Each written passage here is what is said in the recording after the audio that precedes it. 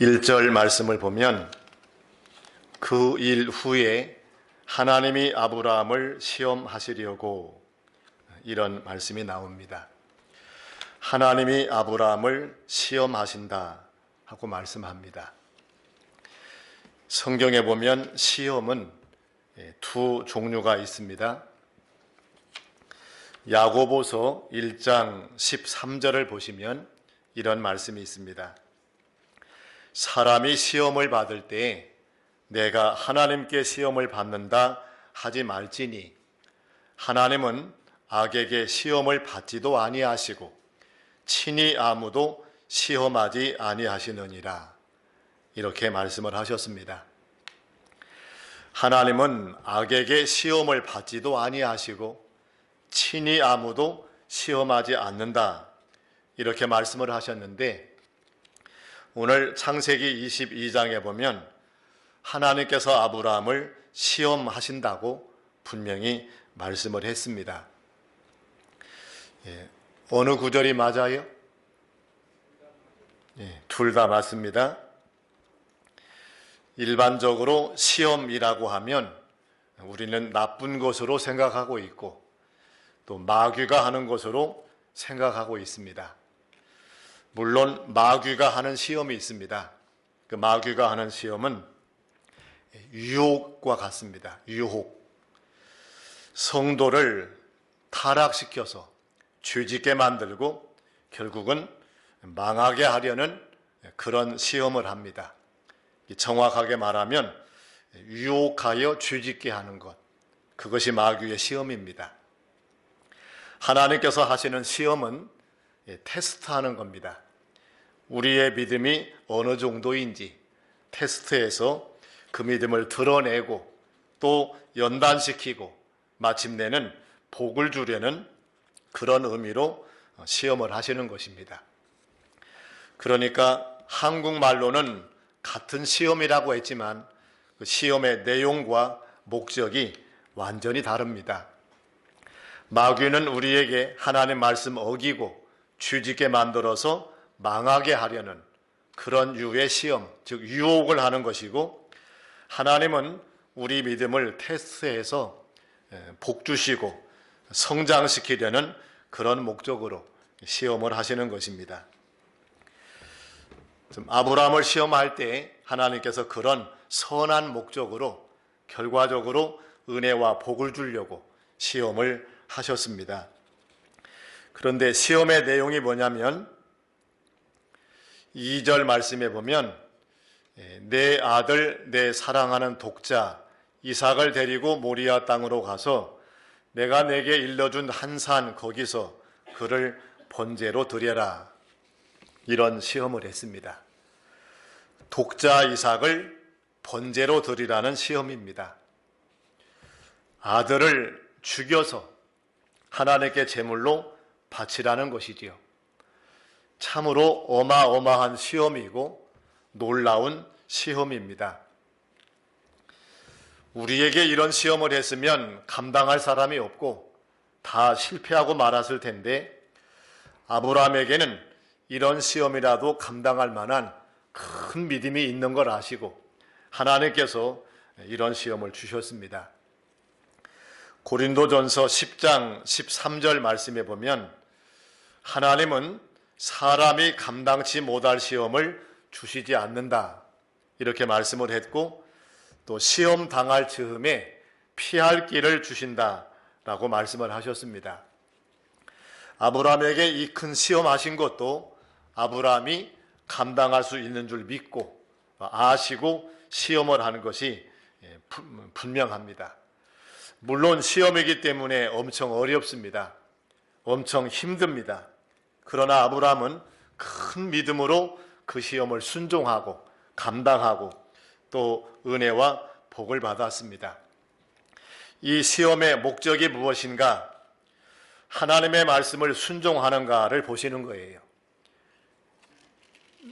자, 18장 끝절을 한번 보겠습니다. 18장 끝부분. 이는 내가 나의 말을 준행하였음이니라 라고 말씀하고 있지요. 이것이 목적입니다. 하나님의 말씀을 지키느냐 안 지키느냐 그걸 보신 거예요. 굉장히 어려운 말씀, 순종하기 힘든 말씀, 이 말씀을 지키라 말씀해놓고 이 말씀을 준행하는지 안 하는지를 하나님께서 보셨던 것입니다. 자, 독자 이삭을 바치라는 말씀인데 이삭은 아브라함이 100살에 낳은 아들입니다. 가장 사랑하고 가장 귀히 여기는 아들입니다. 자기 목숨보다도 더 소중하게 여기면서 다른 건 다 잃을지라도 이 이삭만은 절대 잃을 수 없다. 그렇게 생각하고 있을 것입니다. 그 이삭을 바치라라고 말씀을 했습니다. 가장 귀한 것, 가장 소중한 것, 목숨만 같이 참 큰 것, 그것을 바치라고 말씀했습니다. 또 하나는 이해가 안 되는 그런 말씀입니다. 독자 이삭을 바치라는 것은 얼른 보면 이건 이해하기 쉽지 않은 말씀이에요. 왜냐하면 하나님이 이삭을 언약의 자손으로 주셨는데 그 이삭을 제물로 바치라 하는 것이 앞뒤가 맞지 않습니다. 창세기 21장 한번 찾아보십시다. 12절.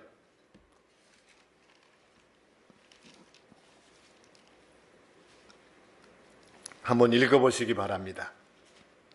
하나님이 아브라함에게 이르시되 내 아이나 내 여종으로 말미암아 근심하지 말고 사라가 너에게 이런 말을 다 들으라. 이삭에서 나는 자라야 내 씨가 부를 것이니이다. 이스마엘 가지고 갈등하며 고통을 당할 때 하나님이 아브라함에게 해주신 말씀입니다. 사라의 말 다 들어라. 내쫓으라. 그렇게 말씀하면서 끝에 하신 말씀이 뭐냐면 이삭에게서 난 자라야 내 씨라 부를 것이니라. 그렇게 말씀했어요. 이삭이 약속의 자손이고 이삭이 하나님이 귀히 쓸 언약 백성이라는 거예요. 그러므로 이삭은 하나님이 귀히 쓰려고 언약의 자손으로 세운 자입니다. 그렇게 하나님이 말씀해 놓고 그 이삭을 번제로 바치라라고 말씀하면 그건 이해가 안 되는 거지요. 도무지 앞에 한 말씀과 뒤에 하는 말씀이 안 맞는 것입니다. 이렇게 어려운 말씀, 목숨보다 중요한 독자를 바치라는 말씀, 또 아무리 이해하려고 해도 이해가 안 되는 말씀, 이런 말씀을 주시면서 하나님께서 순종하는지 보겠다라고 하시는 것입니다. 이것이 아브라함에게 주신 시험입니다. 아브라함에게만 이런 시험을 하시는 것이 아니고 하나님께서 우리에게도 시험을 하시는데 때때로 우리에게 주시는 말씀이 우리가 볼 때 이해가 안 되는 것이 있어요. 왜 하나님은 이렇게 말씀하실까? 왜 이해 안 되게 일을 이렇게 하려고 하실까? 그런 것들이 우리에게 있을 수 있습니다. 그때 우리가 순종할 수 있어야 돼요. 내가 다 이해되는 것만 순종하면 자기 생각대로 하는 것입니다. 또 하나님이 이삭을 바치라고 했는데 이삭은 바치기 어려운 것입니다. 가볍고 그냥 간단히 드릴 수 있는 쉬운 것이 아닙니다. 너무나 큰 손해가 나는 것이고 너무나 큰 희생이 들어가는 것이고 이거 주어버리는 것은 아주 다 드리는 것처럼 아무것도 남지 않는 것처럼 크고 많은 것을 드리라는 거예요. 목숨을 바치라고 하는 것보다 더 힘든 것입니다. 이것을 바쳐라라고 시험을 하고 계신 것입니다. 이럴 때 우리가 순종할 수 있겠는가 하는 것입니다. 하나님이 아브라함에게 독자 이삭 바치라 이런 시험을 하셨는데 아브라함은 참으로 믿음이 좋고 참으로 순종을 잘하는 그런 사람이었습니다. 3절 보면 이렇게 말씀합니다. 아브라함이 아침에 일찍이 일어나 나귀의 안장을 치우고 두 종과 그의 아들 이삭을 데리고 번제에 쓸 나무를 쪼개어 가지고 떠나 하나님이 자기에게 일러주신 곳으로 가더니 라고 했습니다. 첫째로 아브라함은 순종하는데 묵묵히 순종합니다. 한마디도 왜 독자 이삭을 바치라고 합니까? 전에는 이삭이 언약의 자손이라고 하시더니 이제는 왜 그 아들을 번제로 드리라고 합니까? 그렇게 묻지도 않고요. 또 따지지도 않았습니다. 그냥 묵묵히 순종합니다. 하나님이 하라는 말씀에 대항하지 아니합니다. 참으로 놀라운 말씀이에요. 우리 같으면 한번 물어보고 싶었을 것 같아요. 왜 그렇게 말씀하시는지, 왜 이삭을 바치라고 하시는지 이해가 안 되니까 묻고 싶었을 텐데 아브라함은 그렇게 하지 않습니다. 그냥 순종할 뿐입니다. 또 하나는 지체하지 아니하고 바로 순종합니다. 아침에 일찍이 일어나라고 그랬지요. 시간 여러 날 끌고 생각해보다가 안 하는 것보다 안 하는 것이 좋겠지, 그렇게 마음 먹지 않고 그냥 즉시 순종합니다. 참 대단한 모습입니다. 독자 이삭을 바치는 거니까 쉽지 않은 일이겠지요. 며칠만 같이 있다가 그동안 잘 못해줬으니까 잘 해주고 나서 바치자, 이런 생각할 수도 있을 텐데 그렇게 하지 않았습니다. 즉시 순종했습니다. 참으로 놀라운 모습입니다. 하나님의 말씀을 순종할 때는 이렇게 즉시 해야 됩니다. 그래야만 순종하기 쉽고 그래야만 시험에 넘어지지 않습니다. 많은 사람들이 순종할 마음을 먹었다가도 미루다가 순종 못하는 경우들이 많습니다. 하나님의 말씀을 아예 안 지키려고 생각하는 게 아니고 지키려는 마음을 가져요. 그러나 지금은 형편이 안 되고 지금은 사정이 있고 이 다음에 나중에 지키자, 나중에 순종하자 하다가 아주 못하는 경우들이 많습니다. 그래서 아브라함처럼 즉시 순종하는 것, 그것이 승리하는 길입니다. 또 하나는 3절 끝에 보면 번제에 쓸 나무를 준비해 가지고 갔다라고 했습니다. 산에 가면 나무 많지요. 거기 가서 잘라와도 되고 주워다가 제단 쌓아도 될 것입니다. 그런데 그렇게 하지 아니하고 집에서부터 나무를 준비해서 메고 갔습니다. 이것이 정성을 다하고 힘을 다해서 순종하는 아브라함의 믿음의 모습입니다. 시험이 왔을 때 아브라함은 이런 자세를 가졌어요. 그냥 묻지 않고 그냥 자세하게 설명해 달라고 하지 않고 그냥 순종합니다. 또 하나는 즉시 순종합니다. 미루지 않습니다.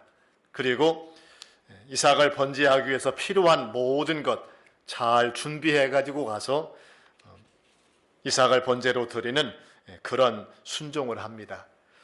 우리가 배워야 될 아름다운 모습입니다.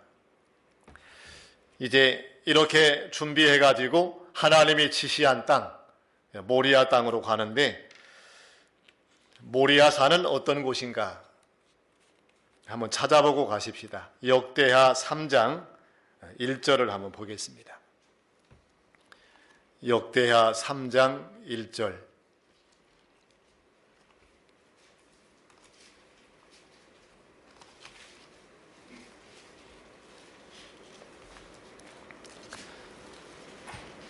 다 찾으셨어요? 역대하 3장 1절. 우리 같이 한번 읽겠습니다. 솔로몬이 예루살렘 모리아 산에 여호와의 전 건축하기를 시작하니 그곳은 전에 여호와께서 그의 아버지 다윗에게 나타나신 곳이요 여부수 사람 오르난의 타작 마당에 다윗이 정한 곳이라. 이렇게 말씀을 했습니다. 모리아 산은 아브라함이 독자 이삭을 바치는 곳이고 또 나중에 다윗이 그 모리아 산에서 하나님을 만나는 은혜를 누립니다. 그리고 훗날 솔로몬이 그 모리아 산에 성전을 건축합니다. 그리고 먼 훗날 예수님이 이 모리아 산에서 십자가에 달려 돌아가셔요. 아주 중요한 곳입니다. 장차 예수님이 오셔서 여기서 십자가 달릴 것을 내다보시고 하나님께서 그렇게 지시하신 것 같습니다. 이삭은 그리스도의 예표잖아요. 아무튼 아브라함은 이렇게 번제에 쓸 나무를 쪼개가지고 또 이삭을 데리고 모리아 산으로 가는데 그 길이 3일 걸리는 길입니다. 본문에 돌아와서 창세기 22장 4절을 보면 이렇게 시작합니다. 제3일에라고 그러지요. 집에서 출발한 지 3일 되었다 그 말입니다. 제3일에 아브라함이 눈을 들어 그곳을 멀리 바라본지라. 이 3일은 성경에 중요한 의미가 있습니다. 출애굽기에도 자주 나오고 성경에 자주 나오는데 3일길은 예수님의 십자가와 부활을 의미하는 길이에요. 주님이 십자가에 달려 죽으셨다가 3일 만에 부활하시지요. 그것이 바로 3일길입니다. 그래서 모세도 바로 왕에게 우리를 보내라라고 하면서 광야로 사흘길 가서 하나님께 번제하겠다 그런 얘기합니다. 하나님께 제사 드릴 때는 꼭 3일길을 가야 되는 거예요. 십자가의 죽으심과 부활을 믿는 그 믿음을 가지고 제사하며 예배 드려야 된다는 것을 알려주시고 있는 것입니다. 아무튼 아브라함이 사는 곳에서 부엘세바에서 모리아 산까지는 3일 길인데 아브라함이 제사하기 위해서 그 먼 길을 걸어갔습니다. 참 대단한 믿음이지요. 우리는 1시간 거리도 멀다 그러잖아요. 예배당이 멀다. 2시간이면 아마 거의 안 나올 겁니다. 그런데 아브라함은 한 번 제사하기 위해서 3일 길도 가는 거예요. 참 대단한 그런 믿음입니다. 우리도 하나님께 예배하는 일, 제사하는 일이 이만큼 중요하고 하나님 섬기는 일에 있어서 힘을 다하고 정성을 다하는 그 믿음을 가질 수 있으면 좋겠습니다. 그 다음 5절 말씀을 보겠습니다. 이에 아브라함이 종들에게 이르되 너희는 나귀와 함께 여기서 기다리라. 내가 아이와 함께 저기 가서 예배하고 우리가 너희에게로 돌아오리라. 5절에서 또 두 가지를 볼 수 있습니다. 산 아래까지 와서 아브라함은 종들에게 여기서 기다리라라고 지시합니다. 그리고 이삭만 데리고 산 위로 올라가서 제사하고 나서 돌아오겠다는 거예요. 왜 종들을 산 아래 머물라고 했을까? 함께 데리고 가도 될 텐데 우리가 추측할 수 있는 것은 이삭을 번제로 잡으려고 할 때 이 종들이 회방할까 봐서 미리 방해 못하도록 예방한 것이 아닌가 그렇게 생각이 듭니다. 아브라함은 하나님의 말씀을 직접 받았습니다. 그리고 이삭을 번제로 드릴 마음으로 큰 믿음 가지고 순종할 수 있는 믿음이 있어서 이삭을 번제로 바치러 가는 거예요. 그런데 종들이 볼 때는 아브라함이 이삭을 결박해서 잡으려고 할 때 이해를 못해 가지고 말릴 수 있습니다. 하나님이 그런 말씀을 하셨다는 것을 직접 들은 것도 아니고 또 아브라함이 이삭을 죽이려고 할 때 막아버리면 방해해버리면 큰 어려움이 생길 수 있어요. 그래서 미리 예방 조치하느라고 산 아래 떨어뜨려 둔 것이 아닌가 그렇게 생각할 수 있습니다. 아무튼 아브라함이 이건 잘한 것입니다. 온전하게 하나님께 제사하기 위해서 생각을 많이 하고 연구를 많이 해서 번제를 바르게 드리려고 했던 것입니다. 그 다음 중요한 것이 5절 끝에 또 하나 있는데 내가 아이와 함께 저기 가서 예배하고 우리가 너희에게로 돌아오리라 이렇게 말한 것입니다. 이삭을 번제로 죽여서 하나님께 드리고 나면 돌아올 때는 아브라함 혼자 돌아오게 되는 거지요. 그런데 아브라함은 여기서 우리가 너희에게로 돌아오리라 그렇게 말합니다. 우리는 누구예요? 아브라함과 아들 이삭입니다. 아브라함은 여기서 믿은 것 같아요. 자기가 이삭을 죽여서 번제로 드리면 하나님이 다시 살려주실 것으로 그렇게 믿은 것입니다. 이 구절이 히브리서에 나옵니다. 한번 찾아보겠습니다. 히브리서 11장 19절입니다. 신약 끝부분으로 가셔서 히브리서 11장 19절 같이 읽겠습니다. 그가 하나님이 능히 이삭을 죽은 자 가운데서 다시 살리실 줄로 생각한지라. 비유컨대 그를 죽은 자 가운데서 도로 받은 것이니라. 이렇게 말씀했습니다. 아브라함은 이삭을 안 죽이려고 생각한 게 아니에요. 완전히 죽여서 제물로 드리려고 그렇게 생각을 했습니다. 그 믿음으로 지금 모리아산으로 가고 있는 거예요. 그런데 종들에게는 그렇게 제사 드리고 나서 우리가 너희에게 돌아오리라 그랬거든요. 자기가 죽여서 제사 드리고 나면 하나님이 죽은 이삭을 도로 살려주실 것으로 그걸 믿은 거예요. 그래서 그 이삭을 통해서 전에 약속한 대로 언약 백성이 되게 하고 이삭의 후손 가운데 그리스도가 나게 하시고 하나님이 말씀한 것을 다 이루어 줄 것으로 그렇게 믿은 것이지요. 참으로 굉장한 믿음입니다. 이런 믿음은 참 쉬운 믿음이 아니지요. 그 부활의 믿음, 죽은 자를 다시 살리시는 그 믿음을 아브라함이 이때 가지고 있었어요. 그 다음 본문으로 돌아와서 6절 보겠습니다. 아브라함이 이에 번제한 나무를 가져다가 그의 아들 이삭에게 지우고 자기는 불과 칼을 손에 들고 두 사람이 동행하더니 종들은 남겨놓고 이제 아브라함과 이삭 둘이 모리아 산으로 올라갑니다. 번제할 나무는 이삭에게 지우고 아브라함은 손에 칼과 불을 들고 산으로 올라갑니다.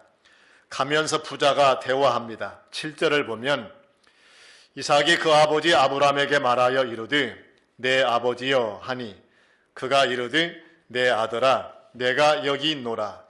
이삭이 이르되 불과 나무는 있거니와 번제할 어린 양은 어디 있나이까. 자, 이런 대화를 합니다. 이삭이 묻습니다. 번제할 어린 양은 어디 있나이까? 이렇게 물었습니다. 평소에 집에서 제사할 때 어린 양을 잡아서 제사하는 것을 이삭이 많이 보아왔고 제사할 때는 제물이 없으면 안 된다는 것을 분명히 알고 있었습니다. 그래서 나무도 가지고 가고 불도 가지고 가는데 번제할 짐승이 없는 겁니다. 번제할 어린 양이 없는 것입니다. 그래서 물어봤습니다. 번제할 어린 양이 어디 있습니까? 지금 아브라함과 이삭은 누구를 제물로 바치려고 가고 있습니까? 이삭이지요. 이삭은 그걸 아직 모르고 있는 것입니다. 아직 아브라함이 말 안 해준 것 같아요. 하나님의 말씀을 듣고 혼자만 생각하면서 지금 가고 있습니다. 여기서 우리는 중요한 교훈을 또 하나 배웁니다. 몇 달 전 주일 예배 때 말씀드리면서 전한 내용인데 우리가 하나님 앞에 예배 드릴 때 무엇을 드리러 나오는가 이걸 정확하게 알아야 된다는 거예요. 아브라함과 이삭은 지금 제사 드리러 가면서 무엇을 바치려 가는가? 이삭을 바치려고 하고 있습니다. 우리가 하나님께 예배 드리러 나올 때는 우리 자신을 하나님께 드리면서 예배를 드리는 것입니다. 예배 드리는 당사자가 바로 나 자신이라는 것을 우리가 알아야 된다는 겁니다. 내가 하나님께 나와서 예배를 드리는 겁니다. 예배 드리는 주인공이 바로 나예요. 무엇을 드리느냐? 내 시간을 드리고 내 정성을 드리고 내 마음을 드리고 내 몸을 드리는 것입니다. 그것이 예배입니다. 어떤 사람들은 이 원리를 제대로 모르는 사람들이 많아요. 그래서 나는 예배 구경하는 사람이다 생각을 해요. 예배는 목사님이 드리는 거고 찬양대는 도와드리는 거고, 장로님 대표 기도할 때는 예배를 돕는 일을 하는 것이고, 그리고 성도들은 나와서 예배를 구경하면서 감상하는 사람이다. 이 정도로 생각을 합니다. 예배를 누가 드리고 왜 드리는지를 전혀 모르는 그런 사람들이 있어요. 그런 생각은 잘못된 것입니다. 이런 생각하고 있는 사람들의 특징이 있는데 뭐냐면 예배 끝나면 예배를 평가하려고 그러는 거예요. 오늘 예배 좋았다, 나빴다 평가합니다. 오늘 찬양대 은혜로웠다, 은혜롭지 못했다. 오늘 기도하는 장로님 기도 잘했다, 기도 잘못했다. 오늘 설교는 감동적이었다, 감동이 안 됐다. 그 평가하는 그런 일을 하는 사람이 있습니다. 그건 예배가 뭔지를 아주 모르는 사람입니다. 우리는 예배 평가하는 사람이 아니에요. 예배는 무슨 영화 보듯이 연극 감상하듯이 감상하고 끝나고 나서 좋았다 나쁘다 평가하는 그런 일을 하는 게 아닙니다. 만약에 우리가 그렇게 예배를 생각한다면 우리가 하나님 자리에 앉아 있는 거예요. 엄청난 죄를 짓는 겁니다. 우리의 예배를 받으시는 분은 하나님이셔요. 예배가 잘 됐다 못 됐다 판단하실 분도 하나님이십니다. 가인의 제사는 안 받아주시고 아벨의 제사 받아주신 분이 하나님이지요. 그건 하나님이 하시는 일이에요. 우리는 누구도 예배 판단하는 자가 아닙니다. 내 자신이 예배를 드리는 자예요. 그러므로 언제 어느 시간에 예배를 드리든지 우리는 내가 예배 드리는 당사자고 내가 예배 드리는 주인공이다. 그 생각을 해야 됩니다. 내가 나를 드리러 온 거예요. 지금 이 시간에 하나님께 내 몸을 드려서 하나님 앞에 예배를 드리는 겁니다. 하나님께 이 시간을 바쳐서 예배를 드리는 겁니다. 내가 온 마음과 정성을 다해서 예배 드리면 하나님이 기쁘게 받으실 것이고 은혜를 주실 것입니다. 그런데 가인처럼 잘못 드리면 하나님이 안 받아주실 수도 있을 것입니다. 그러므로 예배를 우리가 직접 드리는 자로 참가해야 됩니다. 찬송을 부를 때도 자신의 입을 열어 찬송을 해야 돼요. 기도할 때도 마음으로 함께 참여하고 기도할 때도 같이 기도해야 됩니다. 찬양대 찬양을 들으면서도 아멘으로 화답하고 믿음으로 하나님께 영광 돌려지기를 기도하면서 찬양을 듣는 거예요. 말씀 듣는 시간도 마찬가지입니다. 하나님이 이 시간 예배 인도하는 목사님이나 전도사님을 통해서 우리에게 말씀 주신다. 그런 마음으로 말씀을 듣고 그 말씀 순종해 나가는 그 믿음을 가져야 됩니다. 그것이 예배를 드리는 것입니다. 우리는 우리 자신이 예배 드리는 자가 돼야 돼요. 구경하는 자도 아니고 판단하는 자도 아니고 그냥 다른 마음으로 와 있어서는 안 됩니다. 언제 어느 시간 예배 드릴 때나 우리가 그렇게 드려야 되는 것입니다. 번제할 어린 양은 어디 있느냐? 우리도 늘 이걸 염두에 둬야 돼요. 예배 드리러 나올 때마다 나는 무엇을 드리러 오는가? 나는 무엇을 바치려고 오는가? 그런데 우리가 죄인이지 않습니까? 내 모습 이대로는 하나님이 받으실 수가 없어요. 더러워졌고 허물과 죄가 많기 때문이에요. 그래서 예수 그리스도의 십자가 공로 의지해서 하나님께 나가서 예배 드리는 것입니다. 그것이 오늘날 드리는 우리의 예배예요. 구약시대는 짐승을 대신 드렸지요. 사람을 직접 죽여서 하나님께 바칠 수 없으니까 짐승을 대신 드렸는데 신약에서는 예수님이 십자가에 달려서 죽어주셨습니다. 그 예수님 믿고 십자가의 공로 그 피를 의지하면서 주님 앞에 나가서 우리 몸을 드리고 우리 시간을 드리고 우리의 마음을 드리는 것입니다. 그것이 바른 예배가 되는 것입니다. 우리는 언제나 나를 드리러 온다 생각을 해야 되겠습니다. 지금 아브라함은 이삭을 바치러 가고 이삭은 자기 자신을 드리러 가는 거예요. 그런데 그걸 아직 잘 깨닫지 못하고 있었습니다. 조금 확대해서 영적으로 적용해 본 말씀이 방금 드린 그 말씀입니다. 또 하나는 이렇게 물을 때 아브라함이 인간적으로는 마음이 안타까웠을 것 같아요. 자기 아들을 번제로 죽이러 가면서 아들이 옆에서 묻는데 불과 나무는 있거니와 번제할 어린 양은 어디 있습니까? 묻는데 대답하기가 얼마나 곤란하고 얼마나 힘든 질문입니까? 그런데 아브라함은 흔들리지 않습니다. 거기서 낙심하지 않습니다. 아무리 생각해도 못하겠다. 내가 너를 죽여서 제사하는 거 그만둬야 되겠다. 그렇게 물러서지 않습니다. 믿음으로 끝까지 순종하고 믿음으로 끝까지 시험을 이기고 나갑니다. 참으로 굉장한 사람이요 대단한 사람이에요. 아브라함은 8절에서 이렇게 대답합니다. 아브라함이 이르되 내 아들아 번제할 어린 양은 하나님이 자기를 위하여 친히 준비하시리라. 이렇게 대답을 했습니다. 이 대답은 아브라함이 거짓말한 거 아닙니다. 또 사실을 말하기 어려워서 적당히 둘러댄 말이 아닙니다. 하나님이 이렇게 해주겠다고 미리 알려준 것도 아닙니다. 아브라함이 믿음으로 대답한 거예요. 하나님께서 인도해 가시면서 하나님이 분명히 필요한 것을 준비해 주실 것이라는 그런 믿음 가지고 믿음으로 예언처럼 한 말인데 하나님께서 그 아브라함의 말대로 나중에 수양을 준비해 주시고 그 수양을 제물 삼아 드릴 수 있도록 만들어 주셔서요.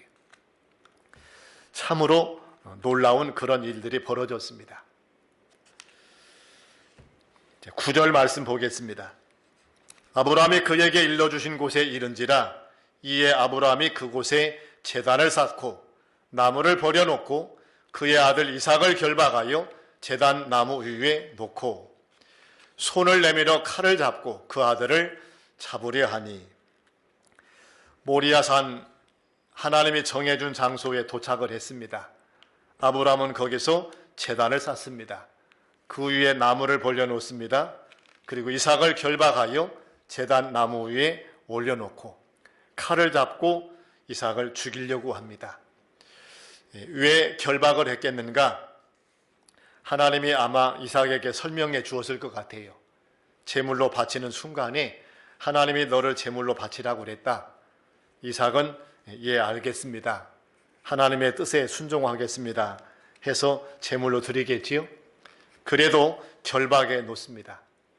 왜냐하면 칼로 찌르려고 할 때 본능적으로 피할 수도 있고 또 본능적으로 두려워서 흔들거리면 또 제대로 제물로 바쳐줄 수 없을 수 있기 때문에 결박해서 제단 위에 올려놓았습니다.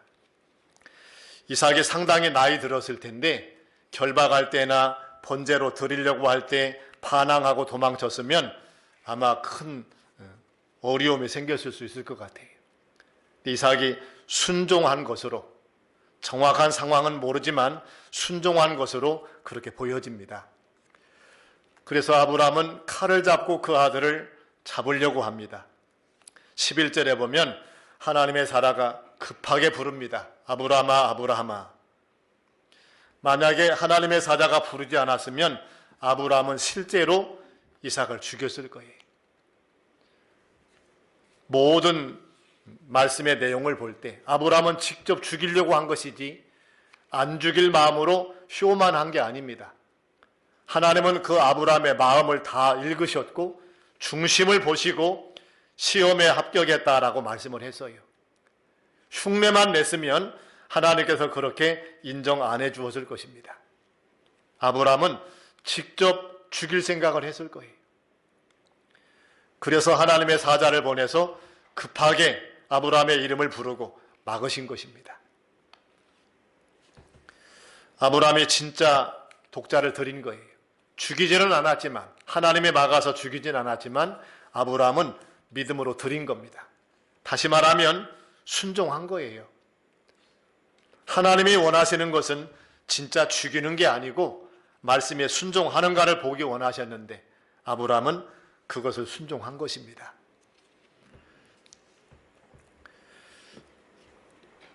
그리고 13절 보면 12절 보면 사자가 이르시되 그 아이에게 내 손을 대지 말라. 그에게 아무 일도 하지 말라. 내가 내 아들 내 독자까지도 내게 아끼지 아니하였으니 내가 이제야 내가 하나님을 경유하는 줄을 아노라. 하나님께서 알겠다고 말씀하십니다. 알겠다. 내 아들 내 독자까지도 아끼지 아니하고 하나님께 바친다는 것. 그 이제야 내가 알겠다. 하나님께서 말씀하십니다. 아브라함은 이렇게 순종을 했습니다. 참 굉장한 믿음입니다. 독자까지도 아들까지도 죽여서 하나님께 드릴 수 있는 그 믿음, 그 순종, 참 차원이 높은 순종이고 큰 믿음입니다. 하나님은 이렇게 말린 다음에 수양 한 마리를 준비해서 그 수양을 대신 드리게 하고 아브라함의 아들 이삭을 살려줍니다. 이 수양은 예수 그리스도를 상징합니다. 이삭이 죽어야 할 대신에 예수님이 대신 죽으시고 이삭을 살게 하신 것이지요. 하나님께서 아브라함에게 네 아들 이삭은 살려주겠다. 대신 내 아들 예수는 십자가에 달려서 네 아들을 대신해서 죽게 하겠다. 그렇게 말씀하시는 그 의미가 이 속에 포함이 되어 있습니다. 그래서 이삭을 죽일 대신에 수양을 잡아서 번제로 드렸습니다. 그리고 아브라함은 그 땅의 이름을 여호와 이레라고 불렀습니다. 여호와께서 준비하신다, 그런 뜻이지요. 이렇게 하나님이 아브라함의 믿음을 확인하시고는 아브라함에게 복을 주시는데 15절부터 18절까지 아주 놀라운 복이 기록이 되어 있습니다. 간략하게 설명드립니다. 첫째는 17절에 보면 내가 내게 큰 복을 주고 그랬습니다. 큰 복을 주겠다 약속하셨어요. 두 번째는 내 씨가 크게 번성하여 하늘의 별과 같고 바닷가의 모래와 같게 하겠다라고 말씀했습니다. 이삭의 후손 가운데 그런 복을 주신다는 것이고, 이 씨라는 말은 그리스도를 포함하는 말씀입니다. 훗날 예수 그리스도가 나셔서 그 그리스도를 믿는 믿음의 자손들이 하늘의 별처럼 바닷가의 모래처럼 많게 하겠다는 그 복을 주셨고, 세 번째는 17절 끝에 내 대적의 성문을 차지하리라. 대적을 이기고 정복하고 그 성문을 얻게 될 것이라는 말씀을 주셨어요. 원수들을 다 이기고 정복하는 것입니다. 그리고 하나님 앞에 가서 상 받는 그런 사람이 되는 것이지요. 마지막 18절에 또 내 씨로 말미암아 천하 만민이 복을 받으리니, 아브라함의 후손 가운데 그리스도가 나셔서 천하 만민이 그 그리스도를 통해서 복을 받게 된다, 이 말씀을 해주시고 있습니다. 이렇게 복 주시는 이유는 18절 끝에 내가 나의 말을 준행하였음이니라, 순종한 것입니다. 우리가 이 말씀 통해서 핵심적으로 기억할 것은 하나님 말씀 순종입니다. 하나님 말씀은 성경에 다 기록이 되어 있지요. 이해되는 말씀도 있고 이해 안 되는 말씀도 있어요. 어떤 건 지키면 복 받는 말씀도 있고 어떤 말씀 지키려고 하다는 손해보는 말씀도 있습니다. 참으로 지키기 쉬운 말씀도 있지만 정말 지키기 어려운 말씀도 있어요. 우리는 아브라함처럼 하나님 말씀을 다 순종할 수 있어야 되겠습니다. 믿음은 순종입니다. 그 순종을 배우는 것이 우리가 믿음 생활 잘하는 길이고 복 받는 길이 되는 것입니다. 같이 기도하겠습니다.